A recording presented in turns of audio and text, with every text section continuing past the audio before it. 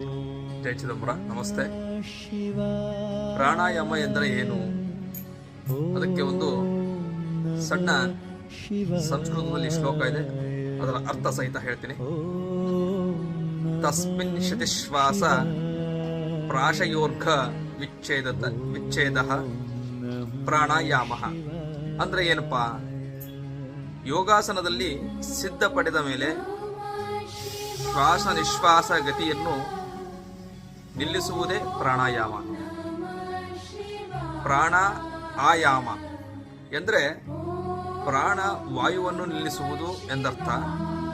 ಇನ್ನೊಂದು, ಪ್ರಾಣಾಯಾಮವನ್ನು ಒಳಗೆ ತೆಗೆದುಕೊಂಡು ನಿಲ್ಲಿಸಿದರೆ ಅದಕ್ಕೆ ಅಂತಹ ಕುಂಭಕ ಎನ್ನುತ್ತಾರೆ.